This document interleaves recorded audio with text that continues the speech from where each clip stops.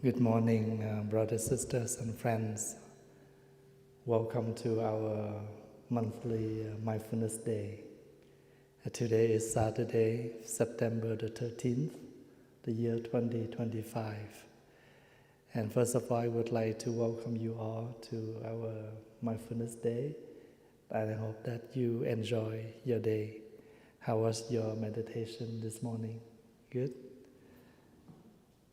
So this morning we have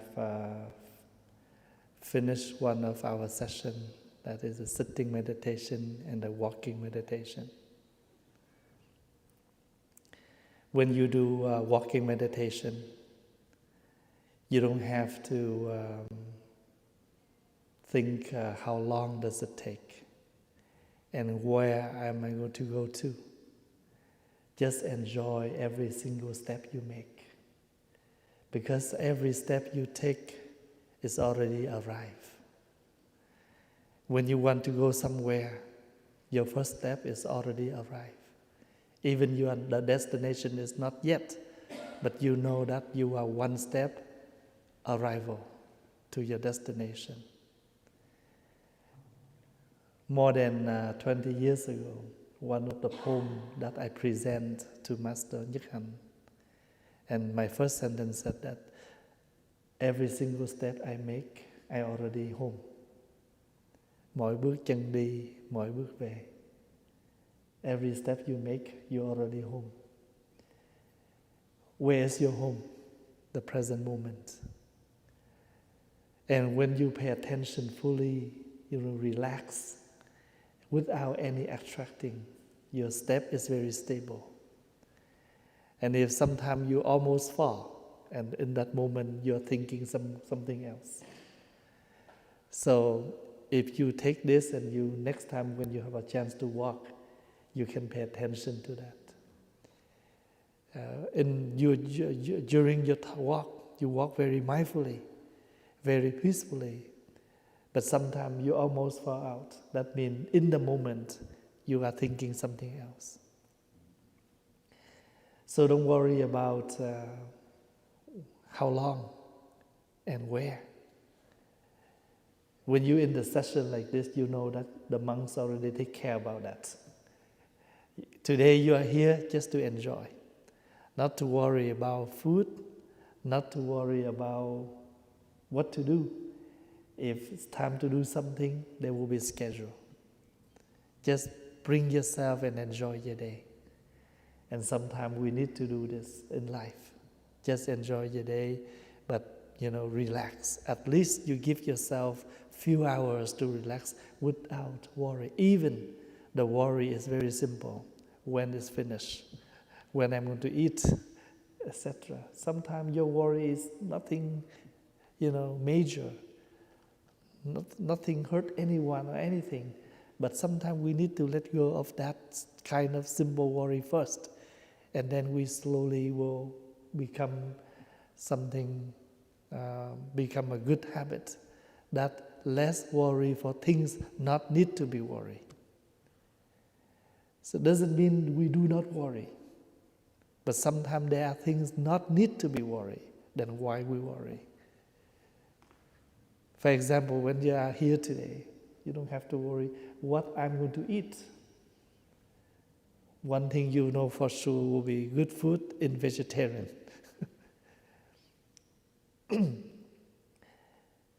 So when you are feeling that we are off the track of the practice, we are aware about that. Mindfulness helps us just realize. Then one of the way is to give us an official schedule. What time you wake up, what time you do meditation, and when you go to the temple, when you listen to the Dharma talk. You need that at first, because right now we know that we are not that stable, and we need, the guidelines, and we need to follow. So the schedule will become something very strong to help us. When I was a novice, about this age, I was in the temple by myself with one senior monk.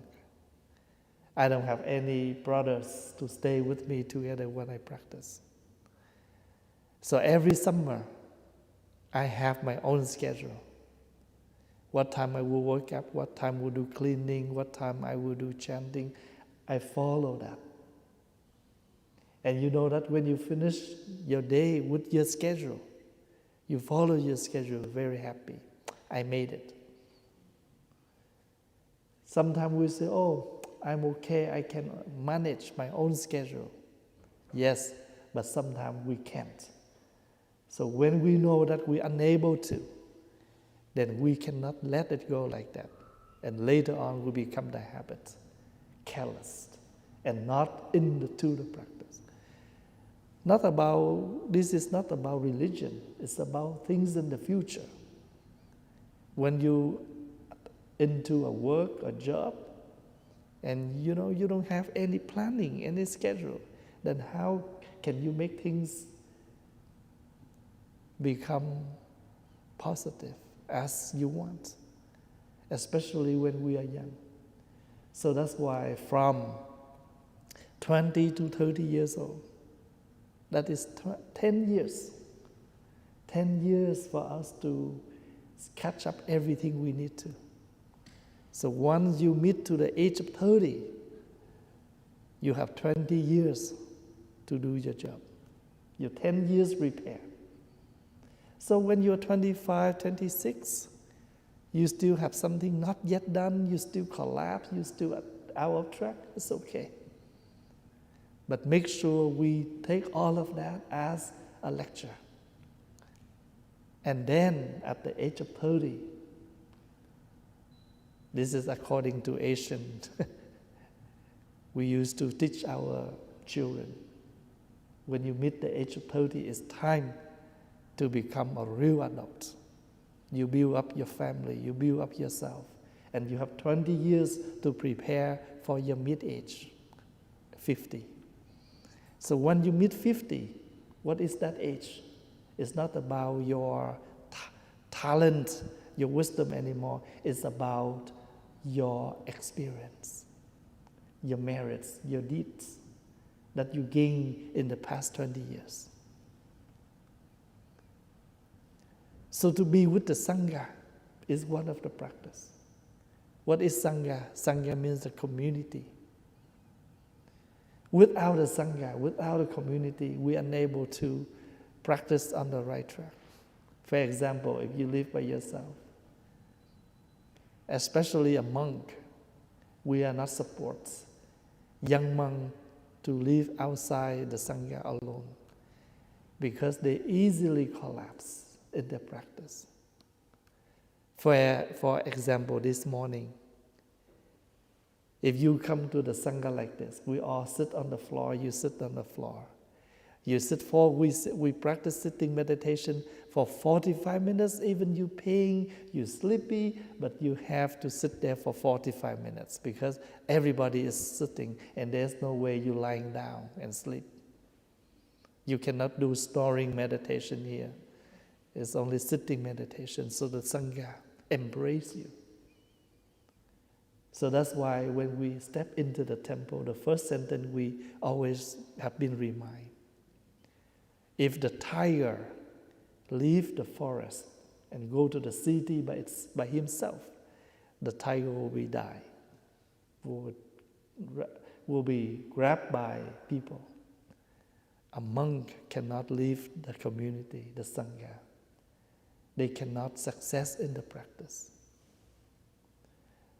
So if we feel that our practice is not strong now, take refuge in your Sangha. Come back to your Sangha as much as you can.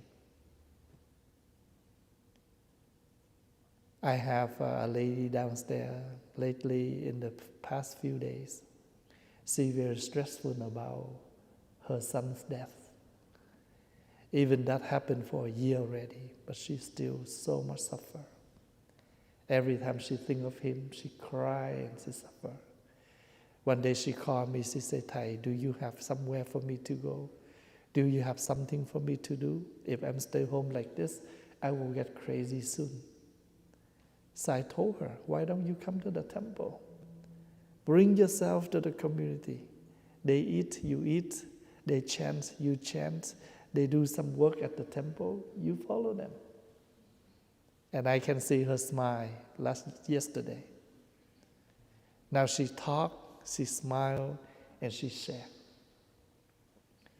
And we know that the power of the community is very important. We have the Buddha, the Dharma, the Sangha. The Sangha is the community that practices. And that will bring us the energy of the community. In Ulambana Sutra, the story said that Mahamulagana, he wants to help her mother. He wants to use his superpower to save his mother, but he unable to.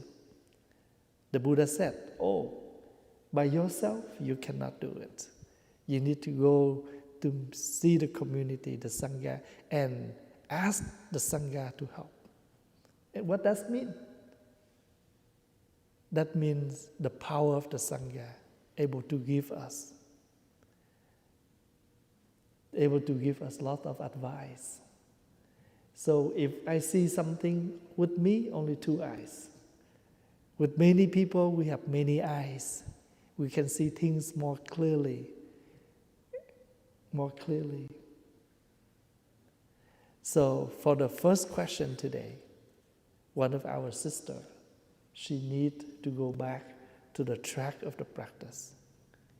And my advice is, come with the Sangha. Make your own schedule. But that's good. We are aware what's happening to us. We do have mindfulness. We do have awareness. That's why we know what happened to us. Even that is not positive. Everything happened. We recognize it exactly as they are. No expectation. If I am suffer, we need to know that I suffer. I am sufferer. We need to realize that in order to find the right medication for our disease, our sickness.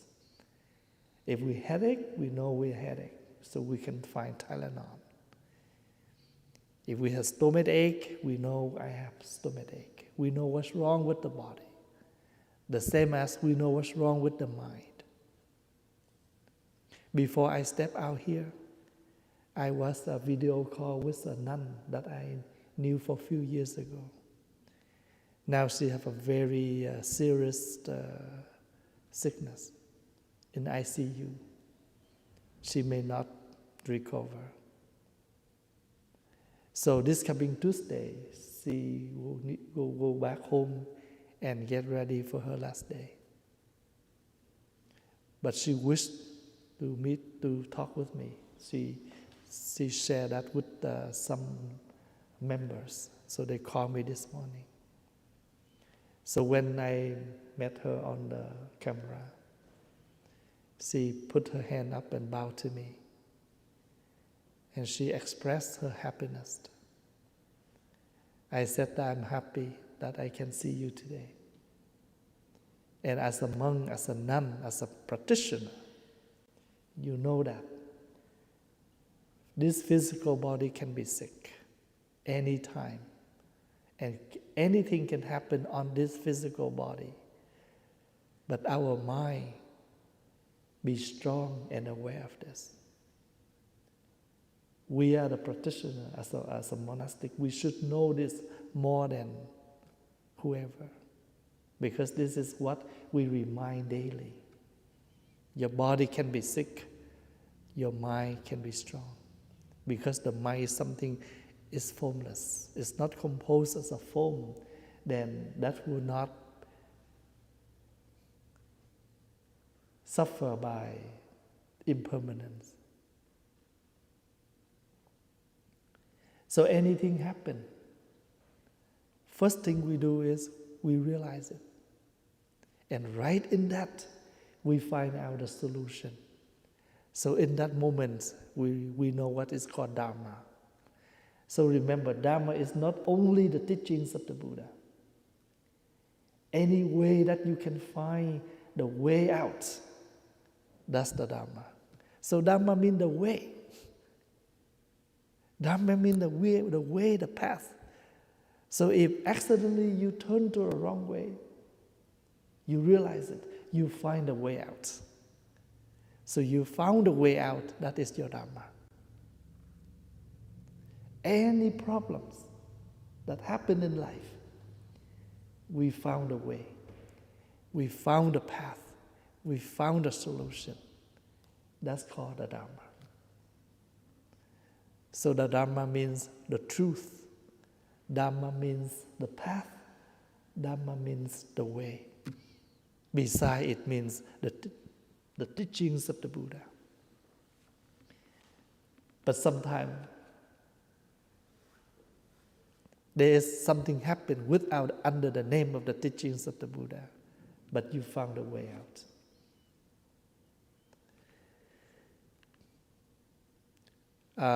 Few days ago, there was a young man who just graduated from his university, and he feel kind of lost. He doesn't know what to do.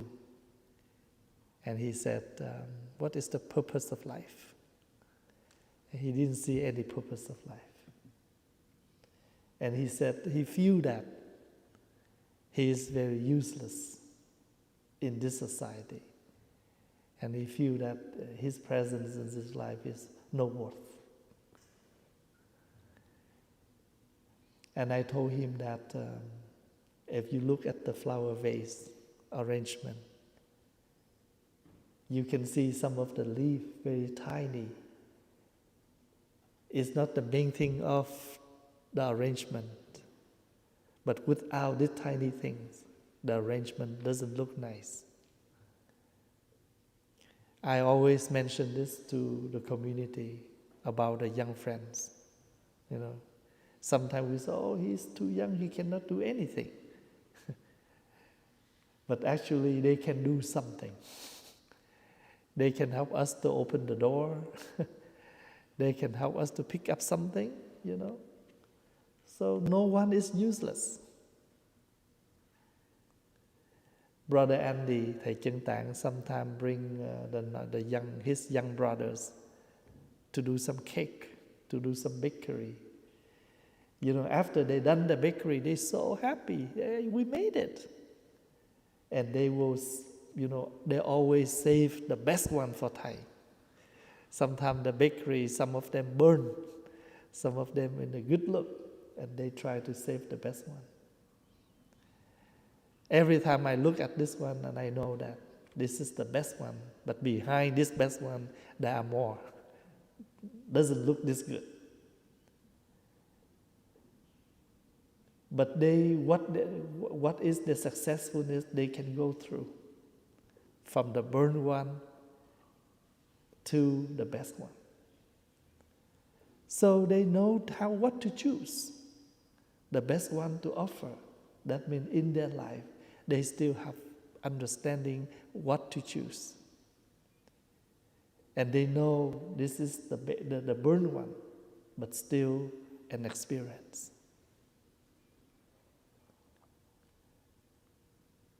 And I told him that yesterday I also said this. Sometimes we have 99 cents. It could not call a dollar. You need to find another penny. Daily, a penny is nothing. You will throw your penny around. But sometimes you really need a penny. When you deposit this to the bank, the teller will not say, oh, that's okay, I will add another cent for you. Usually, they make exactly amount how we deposit, unless we have another penny to add in.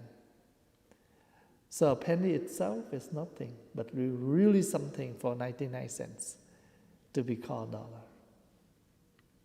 So try not to underestimate ourselves, every one of us. we can do something. And in my temple here, I can see that with all the young friends, all the young monks. They have done a lot of good things. So every one of us, sometimes we are struggling. We didn't see how valuable we are. But actually we can do a lot of things for this life. When you come to the meal,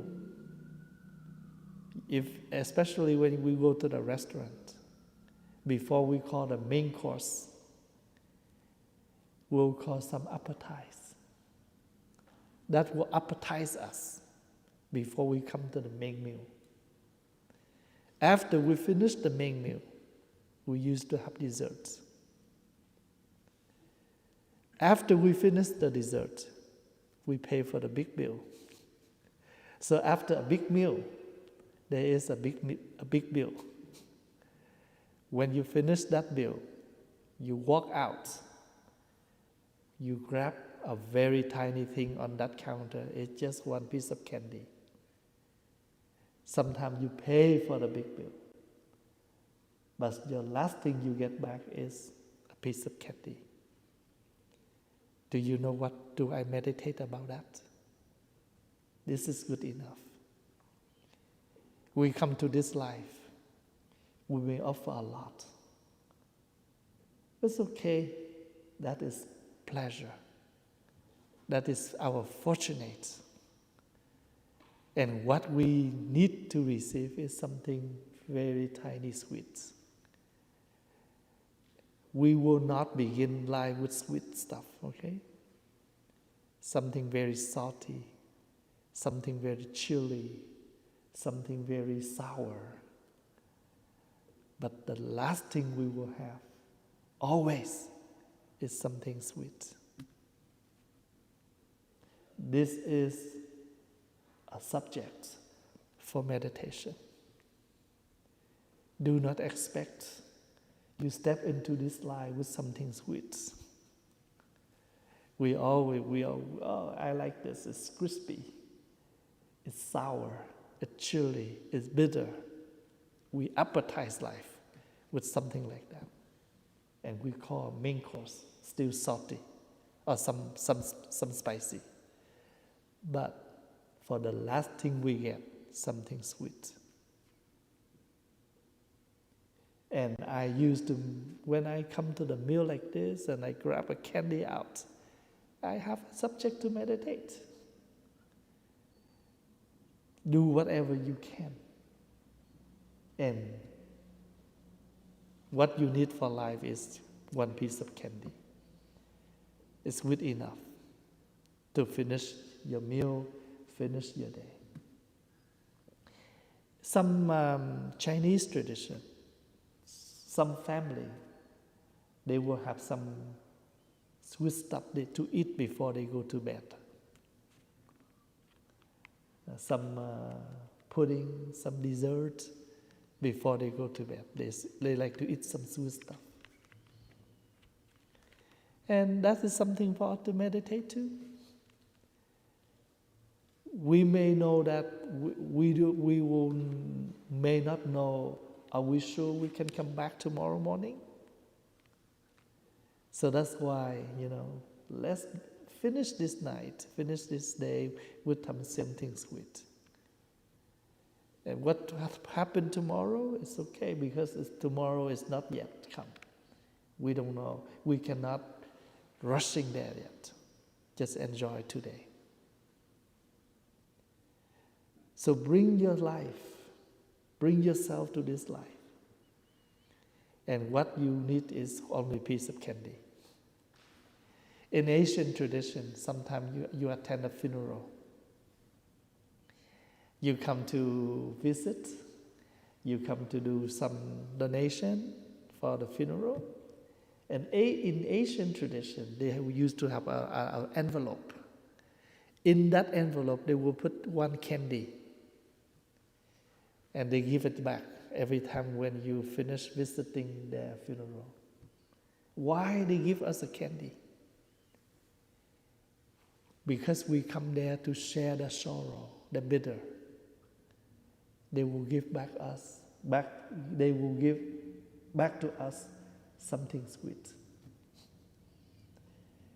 We say, oh, I'm sorry for your loss. So sad to hear this news. We come to share the bitter. But what they return to us is something sweet. That is the meaning why you have a candy in funeral, why you attend a funeral. You cannot refuse. Sometimes they put $1 in there. You give them donation, they give you back a tip, a lucky money. You can, oh, no, I don't need, just take it, because that is their treat. You come there to treat them in such way. They have something to treat you back with a piece of candy, with $1. And sometimes they have a red string. String means connection. Keep in touch, keep connection. And red means lucky in Asian tradition.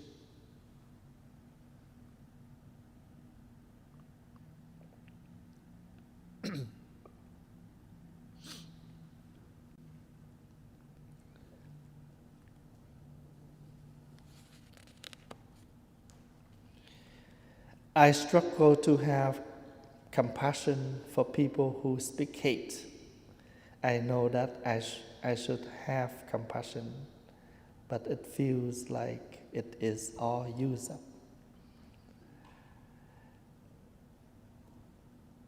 You only use, but we do not know how to cultivate more. That's why we feel it's almost end, almost out of stock of compassionate. But actually, when you meditate deeper, you can see that the one who always live with negatives, they are the one who very suffer, because in them they have no positive feelings, no positive energies, and of course, no positive words. That's why everything they bring out is only the negative energies. They are the one who very suffer. So you can look at them and you can see that they need a lot of treatments. They need a lot of medications. And first thing is a doctor. You know that when you come, no matter what disease we have, we come to the hospital and the doctor will see us. Maybe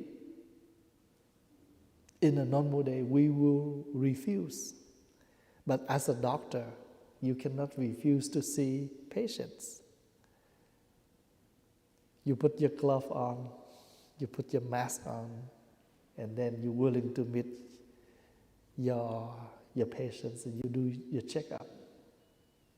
Even that disease can spread out, but still doctor will meet you, still can see you. So as a doctor, the doctor of loving kindness, the doctor of compassionate, try to embrace them. And every morning when you wake up, the meditation you can meditate is your loving kindness. And first, for yourself. May I have a good day. May I have a happy day. May I have, or after you finish for yourself, you do for your loved one. May my loved one also have a good day too. And then you come to your co-worker, who close to you, a little bit farther. And lastly, may all of the one who suffer me, they also be happy. Why? Because once they're happy, they have no more negative in them, so they will less suffer you. So instead of hate them, why don't we try to make them become better? So once they become better, they will treat us better. So they only can help us when they're in a well condition. If they are not well, they cannot help us. Just like at home. If your husband is not feeling well, he cannot help you. If the wife is not feeling well, she cannot cook for us. So instead of blaming her, why don't we bring her to doctor? Why don't we do something to help her to recover? After a few days of sickness, she can come back and help us more. Can you see that? So don't leave them like that. Try to do something to recover them, to help them to recover their sickness. Because the person can help us once they in a healthy condition. I cannot come out here and talk if I'm sick, if I lost my voice. So if last night I feel that I will lost my voice, I will have some drink. At least this morning I can speak, even not too clearly, but at least I still can speak up. So if we know that someone around us, they're not well, then our job is try to make them recover. They only can help us when they're in a good condition. But if we give them more energy of negative, they will be down more. Just like your boy, your children, if they're lazy to study, every day you just yell at them.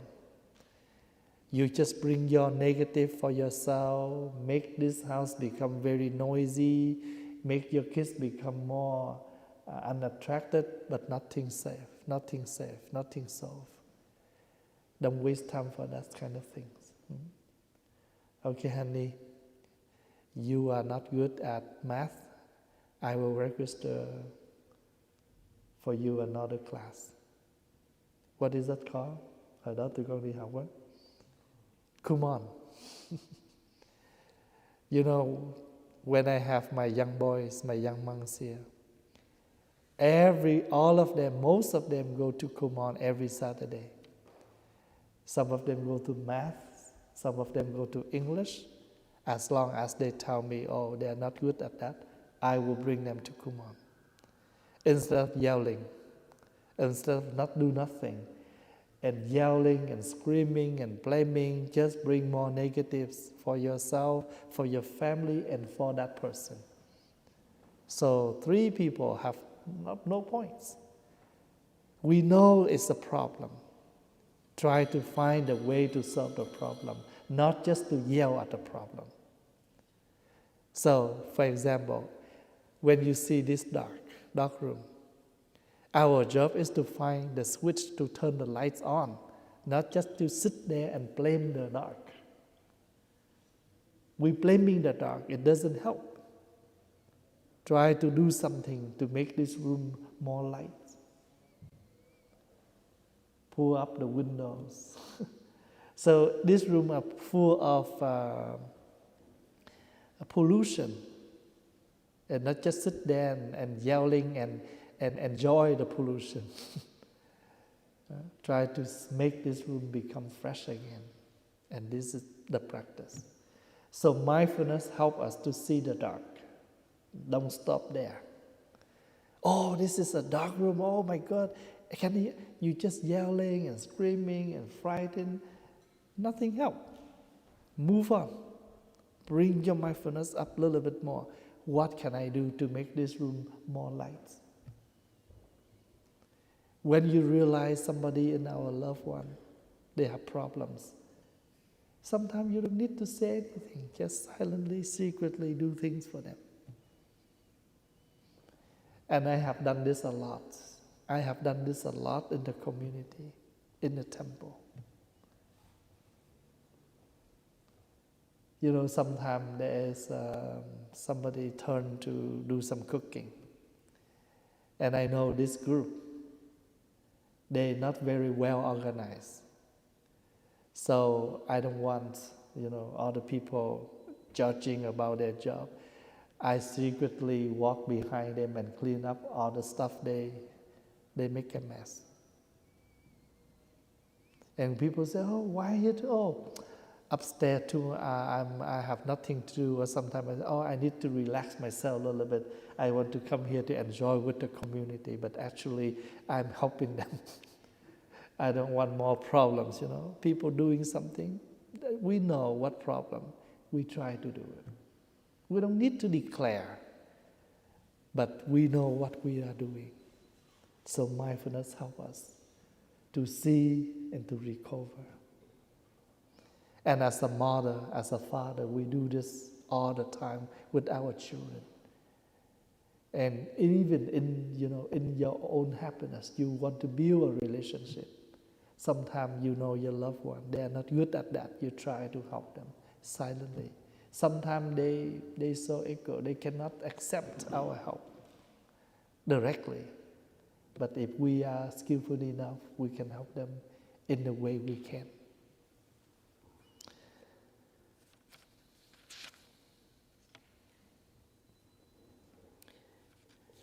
When you do meditation, some people misunderstanding that meditation means don't think of anything. And that is not correct. Meditation means we do not think too many things at once. We're still thinking because we're still human. We are not a robot, just acting without feelings. But in the past, we wander our mind. So now it is time for us to pay attention, one thing at a time. So by the time you are sitting meditation, what do? Focus to your breath. Follow your breath. Turn your breath become the place where you take refuge. And later on, now we move to another way to refresh our body and mind. Breathing in, I am a flower. Breathing out, I'm fresh. So you will say, oh, you are meditation. Why are you thinking? We are thinking, but positive thinking. In the past, you were still thinking, but negative thinking. Or sometimes we wander the mind in many places that is no needed. And after a session of meditation, nothing happened to body and mind. So now, try to water them. Try to water and refresh the mind and the body. Breathing in, I am a flower. You can see the flower. When you say that, you imagine you can see the flower. Breathing out, I'm fresh. Breathing in, I am a cloud. Breathing out, I'm very free, very freedom. Breathing in, I am the mountain. Breathing out, I'm very solid. Breathing in, I am the water. Breathing out, I am very reflecting. So you bring yourself to something that able to help you to refresh and boost up your negative energy. And then maybe at first our energy is not that positive. But after 30 minutes, you boost up your body. So one of the beneficial for meditation based on physical body is we gain back the energy for the body. Mentally, we gain back the positive thinking in our mind. So once we do meditation, we benefit for both physically and mentally. When you do total relaxation, you're very tired. You lie down and, enjoy your breath. Maybe you take a nap. But that's very powerful. Power nap. After 10 minutes, 15 minutes, you gain back the energy. So even your emotionals, because of mindfulness, you realize you have, emotional. After you recognize it, and you know what kind of another emotion to help this negative emotion. This hand is hurts, but this hand is more hurt than this hand able to help. We are not well, but we're still okay. We can help for someone who is more sick than us. So when you have emotional, everything can be emotional. Your feelings, positive or not positive. But please remember that when you realize that, you already have mindfulness. But remember, don't stop there. Move on a little bit, and you know that you're able to embrace. Sometimes we have a sad day, a bad day. If you just sit there and blaming your bad day and suffer your bad day, why don't you do something else to help this bad day? Oh, I'm lazy. You can do two things. Whether you go to rest, after you gain back energy, you're not lazy anymore. You're lazy sometimes just because you are tired your body. So you need some rest. So that resting is not lazy, but you're healing your lazy feelings. Your body doesn't want to do something just because it's so tired. And that brings up the mind of laziness. So sometimes maybe remember, lazy is not only a physical body, it's based on your body, your mind too.